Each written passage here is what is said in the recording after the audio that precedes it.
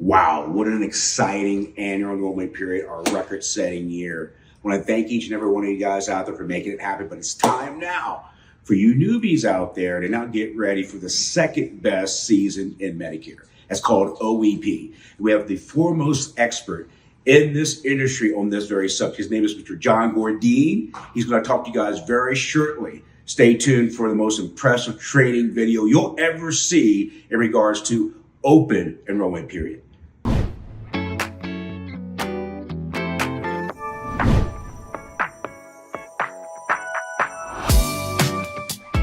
Hello, John Gordine, CEO of Sound Advice MD, an agency partner with Global Premier Benefits.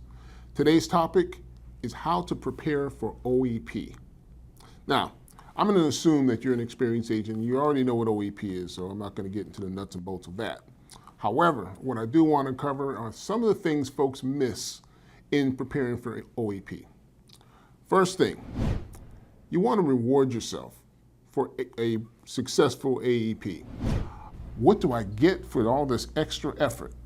You want to make sure you set something up. It doesn't have to be anything big. If I make my calls today, I get an apple pie or whatever, something that's important to you. I get to go to the golf course on Saturday. Whatever is going to move you and be something that's going to be motivating for you, you got to set something up for yourself to reward yourself for that behavior. Why? That brings me to the next bullet. You've got to understand that OEP should be busier than AEP. Let me explain why I say that. We operate under the understanding that during AEP, every senior in America on Medicare has the opportunity to make changes to their Medicare Advantage and Part D plans, okay? The truth of the matter is that same opportunity exists for most seniors during OEP. Now, what the big difference is that now you have, in many cases, brand new customers during OEP that are now being hounded and barbarians at the gate trying to get your customers during OEP. So you've got to make sure you're shoring up your relationships with those individuals, while at the same time, you are out there trying to find new clients as well. So you're playing both offense and defense at the same time during OEP. So it's very important to understand that, a lot of people think it's a downshift from AEP. No, you're just as busy, if not busier, during OEP, or you should be during OEP. So what are the things that you should be focusing on? And they fall into two major categories. The first one is your clients. So with your clients, you should be doing a check-in with every single client that you've enrolled, not just during AEP, but every Medicare Advantage customer you've enrolled. Why is that? Because technically, every Medicare Advantage customer is on a new plan this year. In September, October each year, a evidence of coverage letter goes out to those customers, and there's subtle and small changes that are made to some plans. There's others that are significant changes are made to those plans. So you want to make sure you have an opportunity to check in with your customers and make sure everything is good. If there's going to be a change, you want to be the agent of change. You don't want someone else to take your customer because you are not nurturing the relationship with those folks, okay? Also, that there are going to be additional needs above and beyond the Medicare Advantage products that you've sold them during AEP or any other time you've sold them. That's where the cross-selling opportunities come into place. If that customer is on a Medicare Advantage plan and they are not a dual eligible, that means that they have, in most cases, some type of out-of-pocket cost. There is some exposure to costs that they have that you can provide solutions to. And if you don't provide the solutions, somebody else will. So it's very important that you sit down with those customers. What am I talking about? For example, hospital indemnity solutions that you can provide the customers. And I love to tell customers stories. Hey, I've built a relationship with them. I've helped them get into a Medicare Advantage plan.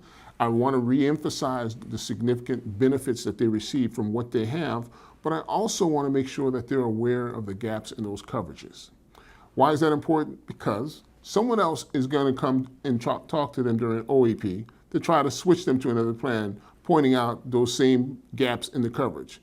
You don't want it to be a surprise to them when someone else tells them. You want to be the messenger for that purpose. And now those gaps, that's where you have the opportunity to help them. And the best way to convey that is through a story. You tell your customer, hey, look, you have a great plan.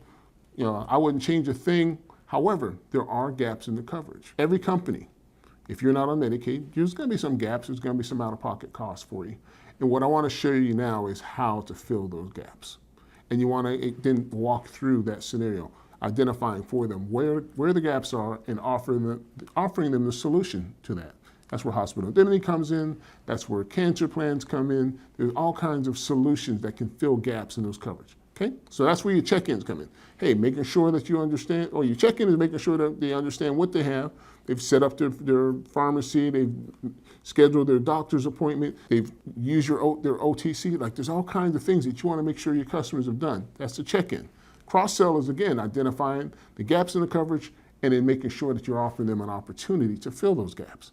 And then if everything is perfect, everything is good from that point on, this is the check-in. This is where you really find out whether or not you've done a good job with those customers. You ask for referrals. A customer that makes referrals is typically a happy customer, okay? If they're not happy with you, they're not gonna send more people to you. So that's really the way you know you're doing a good job, when your customers are sending you more people. Problem is, if you don't ask, sometimes you don't get. So you wanna make sure at this stage in the process, compliantly, you can't ask for referrals and Medicare Advantage at the time of sale, but you can ask during follow-ups. So you wanna make sure you do so.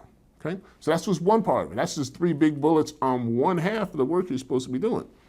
The other half is new clients. Okay? Now there's opportunities to do marketing, get leads, sit down with other customers. And again, we've talked about this in other videos, lead with need. You're not there to push a product on them. You're there to sit down with them and make sure that they understand what's changed in Medicare. A lot of times the customers that you're talking to have been sold a product years ago, and no one has approached them about it again since. They're thinking that what they bought 3, 4, 5 years ago, or whatever, however long ago, is exactly the same way it was when they first bought it. And it doesn't work that way. There are 3 major changes that occur every single year. Medicare changes, the customer's circumstances changes, and the insurance plan that they have in place changes. So no, things are not the same as today as they were when you purchased that product. You have to clarify that for them. You need to help them understand the seismic shifts in their coverage, create gaps, and offer them solutions to that. Now, the other part of it is, if a customer, you're talking to a new customer about their Medicare product, and they're in a good place, leave them there, okay? It's not about pushing product. If they have the right plan, leave them on that plan. But remember, if they are not on Medicaid, that means there's gaps in that coverage. That's where you have the opportunity. If I have a customer that's with Acme Insurance and Acme Insurance is perfect fit for them, then I'm saying, hey, let me show you, you have a great company, I offer that company, that plan as well. Let me show you where the gaps are and how you can fix that. This is gonna make it even better. So again, you wanna make sure you're complimenting them on making a wise decision and then offer them ways to make things better. Finally, if you've done a great job of educating them on what's changed in their Medicare benefits, offer them solutions to fill the gaps. If they are happy, whether they buy or not, you want to ask for referrals. Now, obviously, if you just made the sale, CMS rules have, there's CMS rules around when you can ask for referrals. So you want to do that according to compliance stipulations. But finally, you want to make sure that you do eventually ask them for referrals. That should perpetuate your business. A lot of folks just rely on leads. You should get to a point where you don't need leads anymore. If you have enough happy customers, they will keep sending you more customers, and leads close at a certain percentage, referrals are that times 10. So you want to make sure that you have referrals as a big part of your business. So just to recap very quickly, during OEP, you want to make sure there's 2 major components. There's your clients, doing your check-ins, cross-selling, referrals. With new customers, you want to make sure that you're leading with need, having a conversation with them, finding out what their needs are, and offering solutions to those problems. And then making sure you're asking for referrals. Wow, that was amazing. John, brilliant stuff you shared. An amazing training on how to maximize OEP. If you guys want to learn more about how to be part of this fabulous company called Integrity and the Global Career Benefits family, click the link below. Be glad to talk to you one-on-one how you can be part of this amazing journey. Take care and God bless.